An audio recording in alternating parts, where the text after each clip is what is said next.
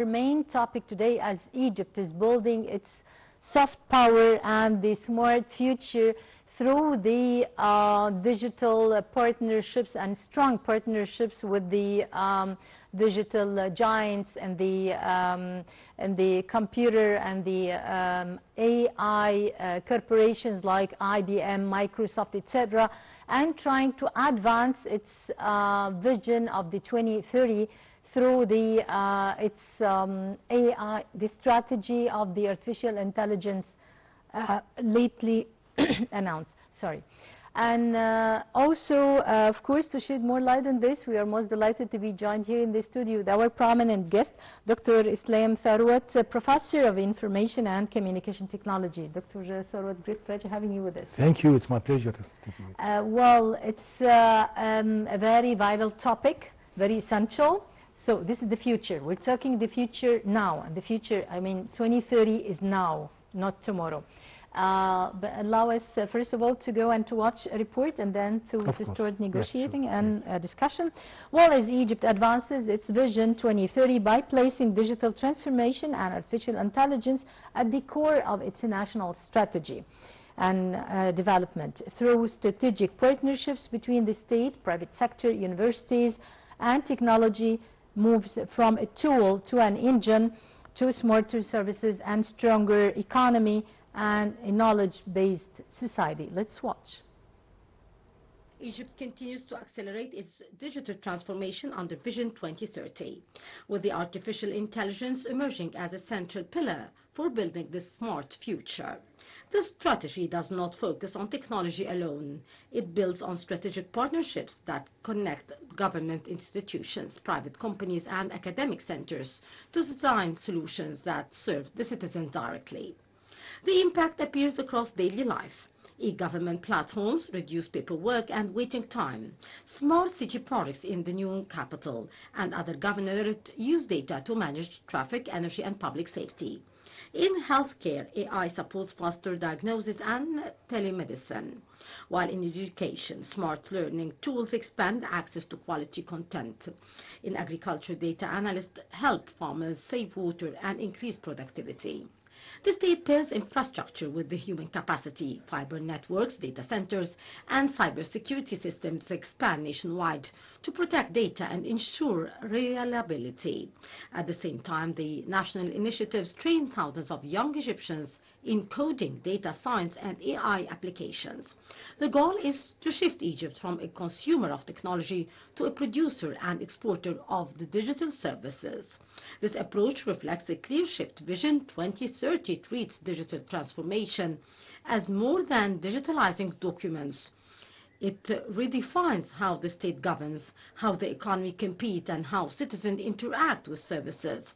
With AI as the engine and partnerships as the method, Egypt positions itself to compete in the global knowledge economy while solving the local challenges. Welcome back, ladies and gentlemen. This is Nile TV International, our today's edition of the Breakfast Show, and such a vital, essential topic of now, the nowadays time. And Egypt is actually accelerating its digital transformation under the vision of 2030, with artificial intelligence now at the core of its strategy and strategic sustainable development vision with artificial intelligence. And the goal is actually smart future, built not on tech alone, but on partnerships between the government, private sector, universities, and also with international corporations. Together, they are designing AI solutions for daily life in healthcare, education, transport, government services, focused on making things faster and easier for every citizen, and making the daily life of the citizens more digital and more applicable and easier. To discuss more about this, we are most delighted once again to welcome our dear guest here in the studio, Dr. Islam Tharwat, Professor of Information and Communication Technology. Dr. Islam, great pleasure for having you with us. Thank you so much. Welcome. Welcome. Talking about the AI and transformation, and as we've been talking, it's not tomorrow, it's not the future. We're talking about now, the rapid changes in the digital world and in the AI technologies. Talking first about the needs of the infrastructure first to start to build on. Yeah. Yeah, please. Would you talk well, first I'd like to thank you for hosting me. It's really a pleasure to be with you. However, I'd like first to just differentiate between the technology and AI, because the technology is not new. The technology, we live in a very technological world, maybe 30 years ago. It starts with all our institutions, with all our humans, maybe in the middle of 90s. So it's almost 30 years when we start to use the computers. Even though in scientific and technology part, the computers maybe in the 50s, last century. However, like the AI as well. Like the AI now. Yeah. This is, we need to understand the past, because understanding the past will build the way to the future. The technology started in the 50s. However, we try to use it in a more efficient way and to be embedded in our processes, in our business, in our maybe 20 or 30 years later. This is a great opportunity, by the way, because there is some gap between developing technology and start to run businesses using this kind of technologies. And here is the great news. Now the AI is a new technology. According to the scientific terms, it's not new technology as well, because it's started 20 or 30 or maybe more than that. However, it was just theoretical part. Nowadays, we are witnessing translating this theoretical parts into real applications. So the AI is emerging technology. We started to use it. We started to see some kind of applications. However, those kind of applications are very limited now. All of them, we are dealing with AI as ChatGPT, DeepSeek, and Gemini, and those kind of tools. Those kind of tools, I strongly believe that they start the first kind of applications of the AI. However, the AI will change the world, the AI technology. And we need to do more effort to understand this technology and try to adapt this kind of technology in our businesses. And here is the opportunity to be like, it's not the consumer of the technology. We need to create and to develop our applications, to develop our tools, to develop and this kind doesn't need necessarily huge data set or infrastructure. Of course, data center is an essential part to redo what they did. However, we can do other things without this kind of huge investment in the infrastructure. If we'd like to build new ChatGPT for Egypt, of course it needs huge infrastructure, because this kind of application need huge data set, need huge training, huge computing power. However, there are a lot of other applications that could be implemented and developed with less computing power. We don't need this kind of huge. We need just great minds, new applications, developing new business models to do that. And there is great opportunity. Great opportunities, and we are on the right track. This is the most the most important thing, as we are, even if we are like startup or in the middle of the track, but we are on the right track. So as you mentioned, Dr. Islam, the data centers, the massive hyperscale data centers, hubs, such as the Nixian campus in the new capital, and it's huge, like the it costs like, or with the fund of $700 million. So how is supposed like a data center like this in the new capital is supposed to support the advanced technologies over there?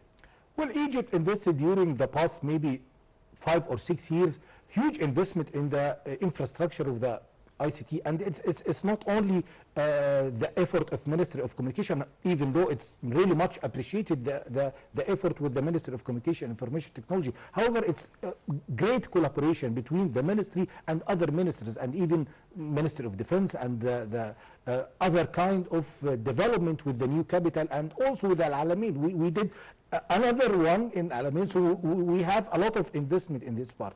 And this is really great, because we build the infrastructure. We are ready to lead the region. Egypt is positioned itself as the hub, as the and we have all the capabilities, because we have the human mind with great mindset. We have our capacity building. We develop our regulations and policies, and also we have the political power. So Egypt has launched its AI strategy. Egypt developed a lot of data centers with huge investment. Egypt builds more than 5 or 6 capacity building programs with all ages, starting from school students, even with more elder ages. So we started with the capacity building, with the infrastructure, with the required regulations and policies and all the support. So Egypt is ready. And also, we are the safest country in the region. Thank God. Let's please not anything. This is great for us. Yeah. Even with our neighbor, we appreciate what they are doing. However, we witnessed a lot of issues with the data centers. And this is a great privilege for us. This is a great privilege. We need to utilize it. And this is appreciated and needed, because all the companies, the big companies, at the end of the day, they need return of their investment. They're afraid to lose their investments. And this is, we would like to invite them. We would like to build data centers in Egypt, to invite all the great companies globally to build their, I don't like factories, but it's the industry of the IT. We need to build that. We are ready to hold that. So this kind of investment is essential to position Egypt in the rank we deserve, actually. Yeah, and as you mentioned, to use the right, or to get the maximum or the optimum benefit of being the most stabilized country in the whole region. How is Egypt supposed to build here strategic partnerships with the giants and the technology globally? I mean, like IBM, Microsoft, etc. How this supposed also to bolster our, our goals or our ambitions to reach a better future? Egypt is already doing that. Egypt has a lot of collaborations with multiple global institutions or organizations. Of course, the companies with the big companies like IBM, Microsoft, Oracle, and Cisco, we are dealing with them during the past 20-30 years. Egypt government is one of their most favorite customer, by the way. We are consuming a lot. And we have a lot of collaborations and a lot of discussions with them. Usually we have conferences in Egypt, we invite them, so there is a lot of it. However, during also the past 2-3 years, there is a lot of another kind of collaboration with the academic institutions, with the non-profit organizations, with some like the International Telecommunication Union, with the IEEE, with during the past year we launched IEEE in Egypt, one of the most brilliant initiatives. It's called the AI Caravan, and Egypt was hosting that kind of. So there is a lot of collaboration. We are trying to engage with them. We are trying to exchange ideas and host a lot of opportunities. So we are doing great in this portfolio. Talking about smart future of Egypt, based also on the building capabilities and facilitating the citizens' services, or the services proven and provided to the citizens. First of all, concerning or in two main sectors. First of all, the education. Number 2, healthcare. Would you just tell us the latest achievements and developments in the educational branch, and also on the healthcare? Of course, we are doing great in the education system, especially with the school students. We are. I think the Minister of Education is developing new curriculum for that. They include the AI in the curriculum of the school students, and also the programming. We have, by the way, the Vice Minister is one of the original professor of computer engineering at the AI. So I'm pretty sure that this kind of great things, Egypt is understanding well the technology, and this kind of generation is digital by nature.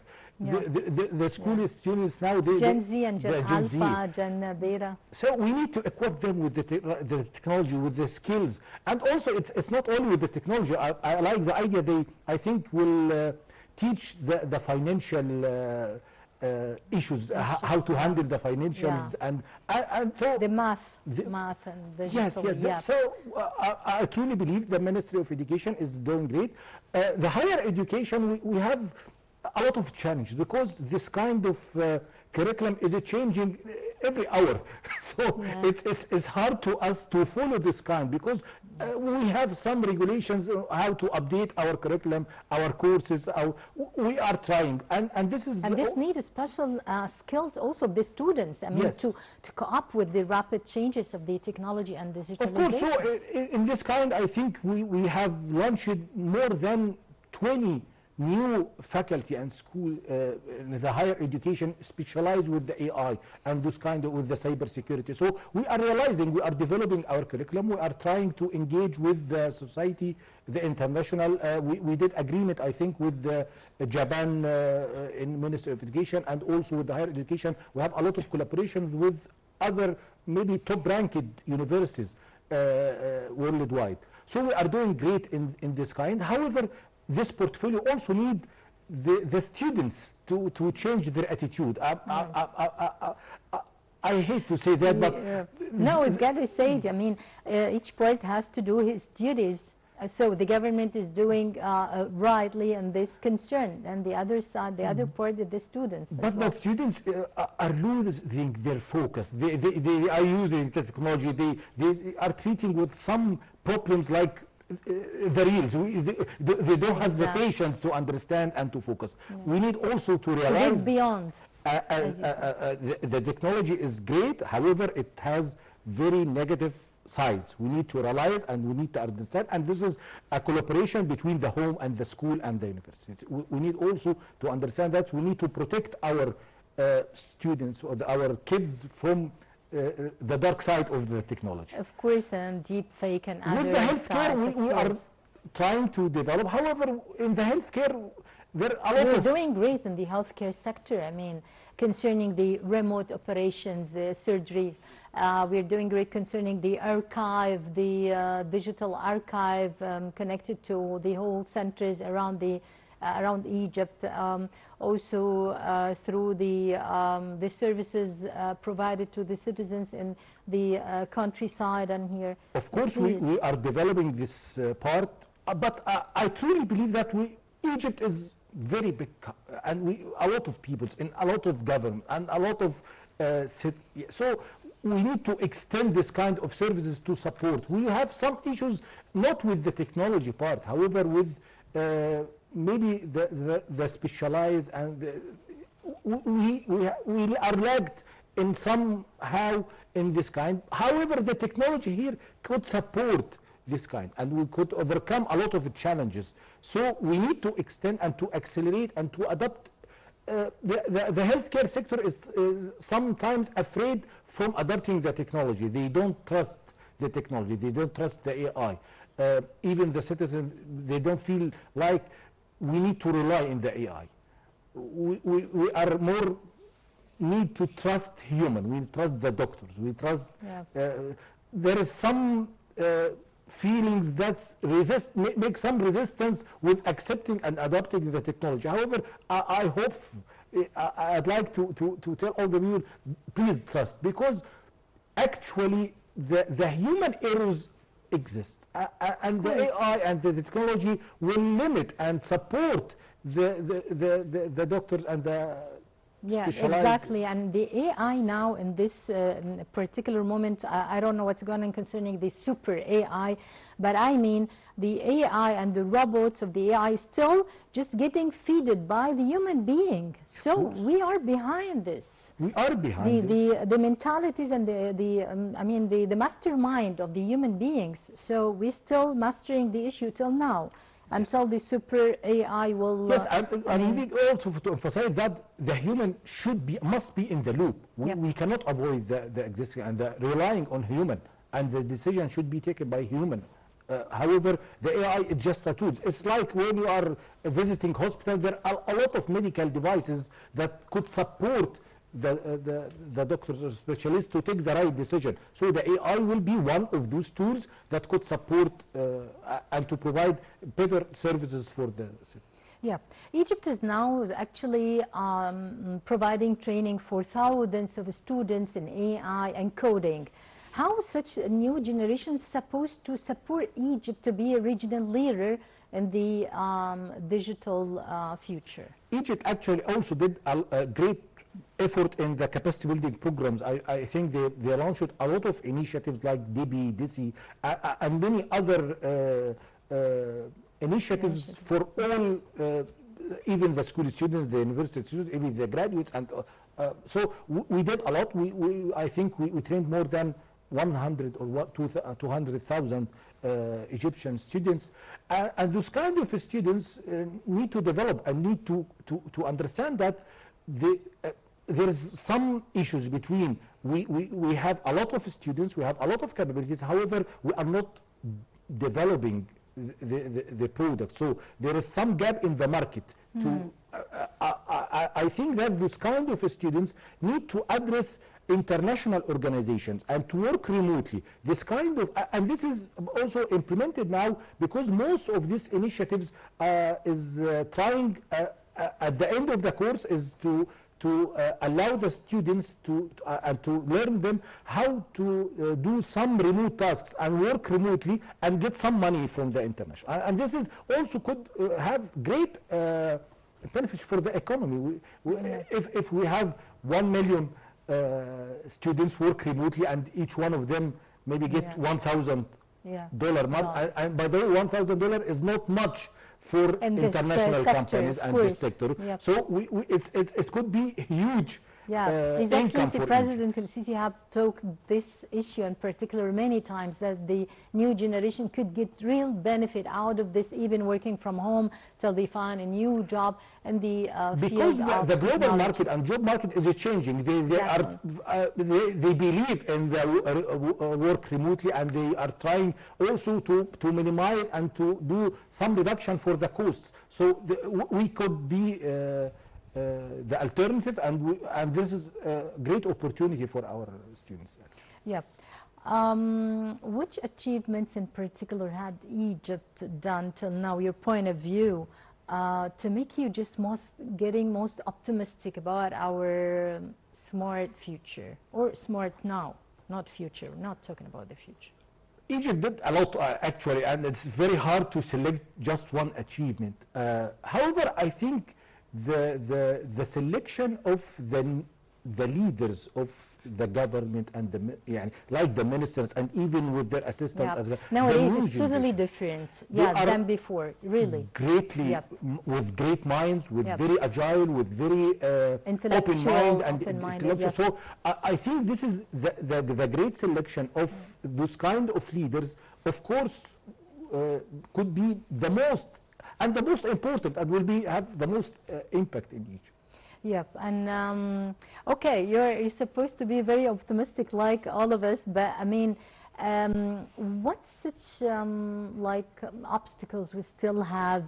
What steps we're supposed to do more to get closer to this? We just need to believe in ourselves. It's like we think that we are so far. It's the European or American, China or America, yes, have a lot. It's like, I don't know how it's like the war of 1973. We believe that it's like some barrier between us, and we believe that this kind of barrier, they have a huge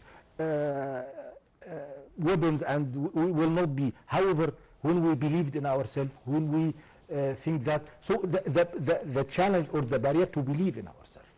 And actually this is like, we would like also to take the opportunity and congratulate our national team, because we believe in ourselves, we believe in our national coach, and I truly believe that all our great achievements were done by Egyptian, and Egyptian love this country, and so we need to believe in ourselves and then to move. Yes. Dr. Islam, please allow us to get this call with Dr. Wael Badawi, Professor of Digital Transformation and IT, but after a few seconds.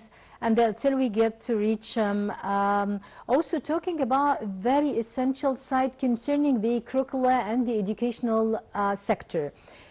When we talk about students in the AI universities and computer science universities, etc., we're still talking about more about the theoretical side, not getting deeply into the practical side, to let them get into the track to really develop an app, not only to use, as you mentioned, the thrall and just superficially with the technology.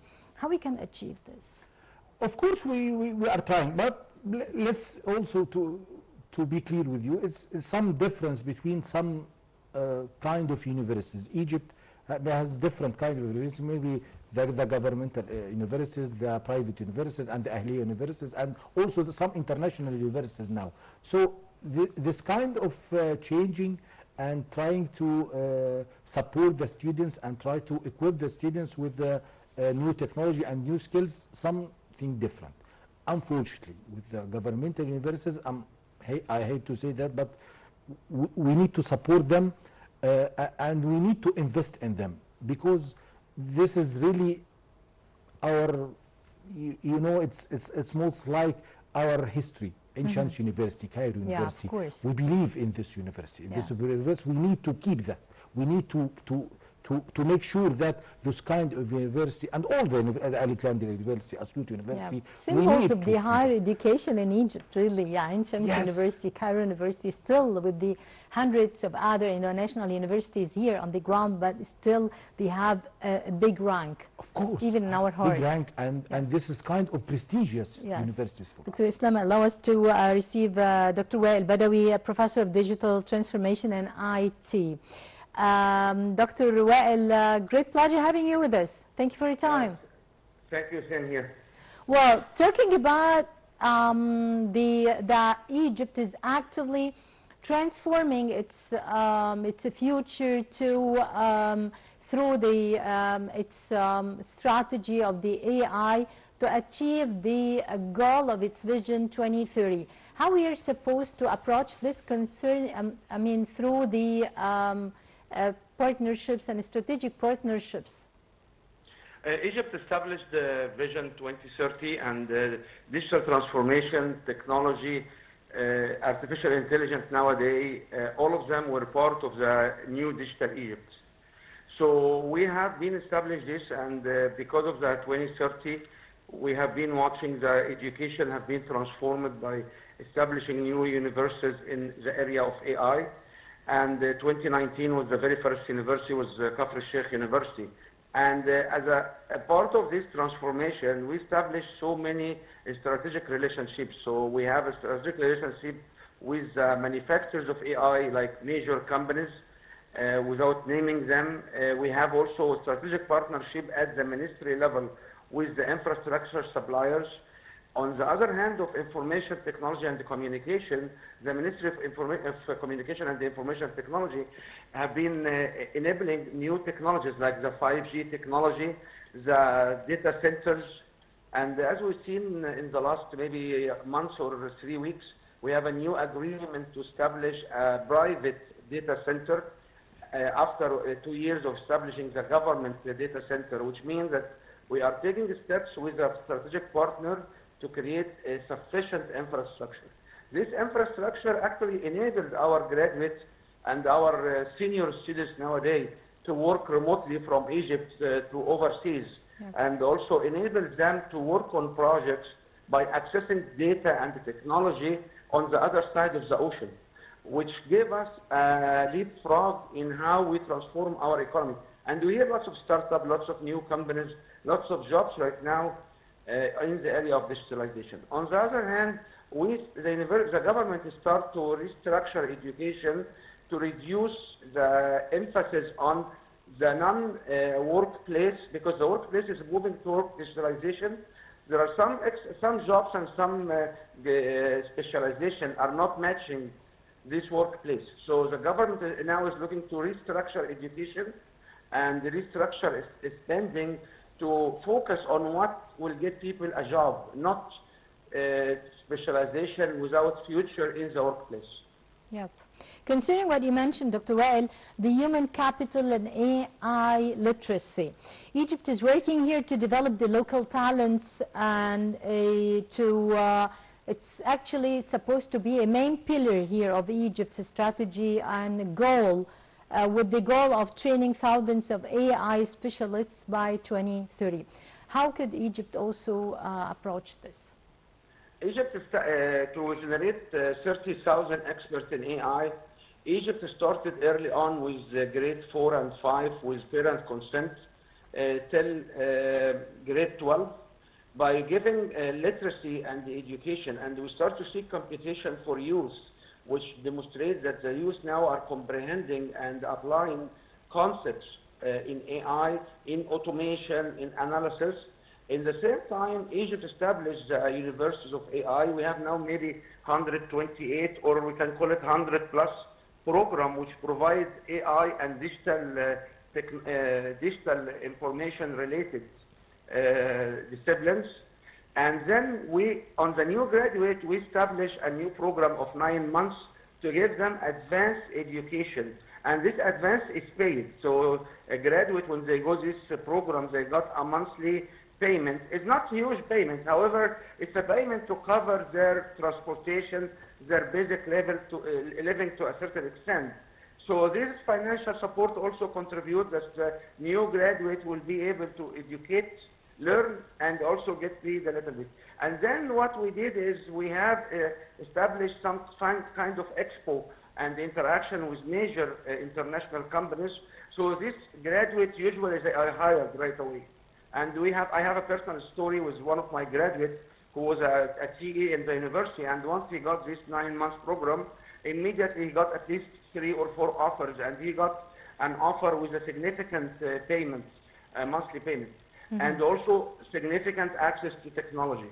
Yeah. So what we have been watching now, it's established orchestra effort from very young age to very senior age. Now, on our ages, and we are still young in heart, we have lots of education like the ambassador program of AI, ambassador program of cybersecurity, and these programs target to educate people for living. So the government did not only focus on youth and education, it also focuses on the society and how to raise the society awareness of this digital technology.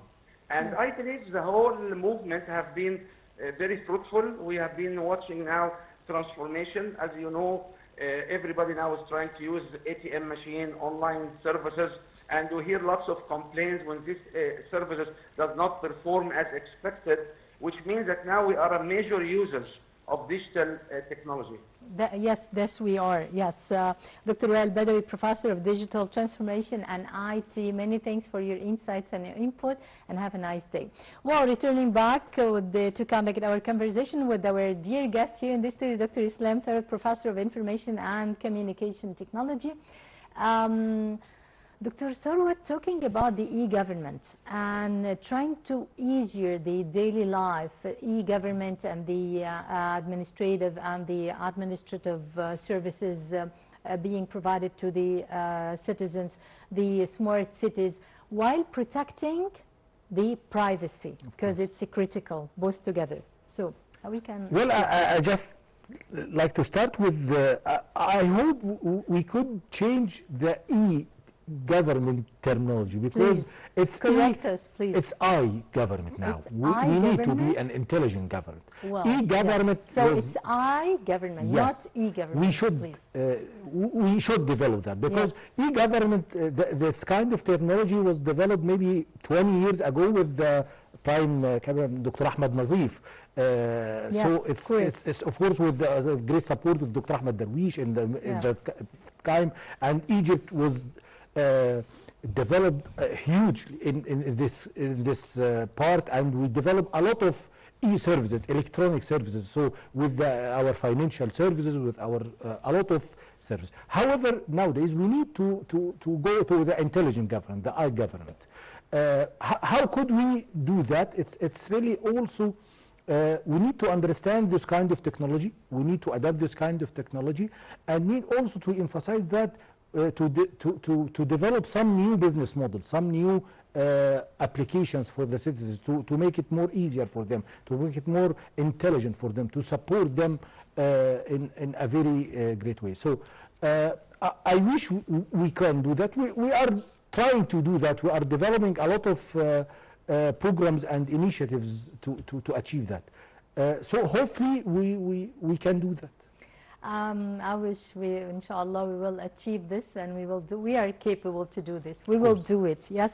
Dr. Islam Tharwat, Professor of Information and Communication Technology, many thanks for your insights and for being with us. Thank you. Thank you for your time. Well, ladies and gentlemen, Egypt tourist arrivals climbed to 16% in the first quarter of 2026, and despite conflict-driven declines across the Middle East region. The GEM, or the Grand Egyptian Museum in Giza, drives the surge and drawing 15,000 to 21,000 tourists or visitors daily, and pushing Egypt closer to its 30 million tourists by 2028. Let's watch. Egypt's tourism sector defies regional headwind. While conflicts slowed travel across much of the Middle East, Egypt records 16% increase in the tourist arrival during the Q1 2026. The numbers signal resilience and renewed global interest in the country's cultural and historical offerings. The Grand Egyptian Museum in Giza stands at the center of that momentum. Since opening, the GEM has become a global cultural powerhouse. The museum regularly attracts between 15,000 to 21,000 visitors each day. That unprecedented foot traffic makes it more than just an attraction. It acts as a catalyst that pulls travelers, media attention, and investment towards Egypt. The impact extends beyond Giza. Tour operator reports stronger booking for Nile cruises, Red Sea resorts, and archaeological sites in Luxor and Aswan. GEM gives visitors a reason to extend stays and spend more, turning a day trip into a full Egyptian itinerary. For the sector, the museum is the headline that sells the whole country. The results support Egypt's larger strategy. The state aims to reach 30 million annual tourists by 2028. Q1 figures and the GEM's daily numbers show that target is moving from ambition to trajectory. Infrastructure updates, direct flights, and digital booking platforms reinforce the growth, but GEM provides a cultural weight. In a region marked by uncertainty, Egypt market stability and heritage. The 16% climb in arrivals proves that formula works. With GEM leading the narrative, Egypt positions itself as a Middle East safe destination for history, culture, and experience. Welcome back, ladies and gentlemen. By this, we come to the end of our today's edition of The Breakfast Show. And now I'll leave you with a very interesting topic and pretty good news concerning the Cairo Opera Drum Festival. The 12th Annual International Festival for Drums and Traditional Arts opens Friday in Cairo. The festival brings global drum traditions to one stage under the direction of the prominent Egyptian director, Professor Intisar Abdel Fattah. Details. And bye. Cairo resonates with rhythm as its 12th Annual International Festival for Drums and Traditional Arts opens its tour on Friday. For 5 days, from the 19th of June till the 23rd, 2026, the festival turns the city into a stage where drum beats become a language of their own. Founded and headed by the renowned Egyptian director, Professor Intisar Abdel Fattah, this edition promises that audiences expect most a true dialogue between drums. Not a competition, but a conversation. Taiko from Japan meets African gems, Latin congas echo alongside the Egyptian tabla. Each performance shows how different cultures express joy, grief, ritual, and celebration through the same instruments. The festival is more than music. Professor Abdel Fattah framed drums as heritage and identity. In a world of division, she built a stage for cultural diplomacy, where performers from across the globe share technique, story, and spirit without translation. The audience does not need word to understand. The beat communicates. Now, in its 12th year, the festival has become Cairo's signature celebration of intangible heritage. It draws musicians, researchers and tourists who come for more than entertainment. They come to see how tradition survives by adapting and how rhythm connects people who speak different languages. As the first drum sounds, Egypt is not just preserving its own arts, it is hosting the world. And when every drum speaks, Cairo listens.